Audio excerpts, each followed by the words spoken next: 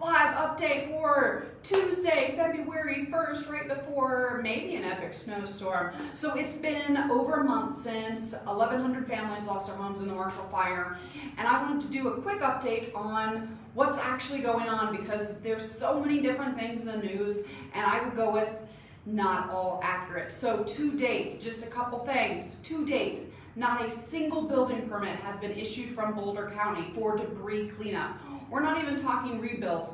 We haven't even been able to clean up the junk that used to be our homes, which is kind of crazy, right? Because we're all living in hotels, literally twiddling our thumbs, waiting for Boulder County to issue permits. There's a few issues with it. There's a lot of air quality concerns. There's safety concerns, which those are all valid, and we need to make sure everyone's safe. We're not harming the homes that are still there. However, it's been 32 days and nothing has been issued. That's weird. If you consider what happened in the tragedy in Kentucky with the tornadoes, the government started issuing things within 24 hours. That's what typically happens in California also. We're at day 32. Nothing's been issued. So it's just things to keep in mind, and I'm not blasting Boulder County. I'm just talking our reality right now, which is nothing's happening and our clocks are ticking. Everyone's going to run out of insurance money. FEMA hasn't been a super help, especially if you're an employee and have a job. They don't really want to help you. It's very difficult. And then we're also running into lack of insurance. So when we built our house, we only had a 6-month-old house, and we were given quotes a year prior about rebuild costs about $167 a square foot. I live in a townhome. We are now getting quotes from builders between $350 and $450 a square foot.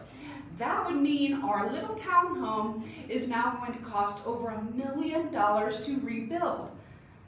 And I'll just say it, our insurance is $387. So that's what we're looking at, and I have really good insurance, but these rebuild costs we're getting, and I'm not blasting builders, I'm just saying this is just reality that we're living in, and it's kind of scary. And then to add insult to injury, especially with the older homes, I had a new home, so it was super energy efficient, but most people insured to rebuild their current home. But now there's so many more restrictions, and Boulder's trying to be carbon neutral, which is absolutely amazing. I love that.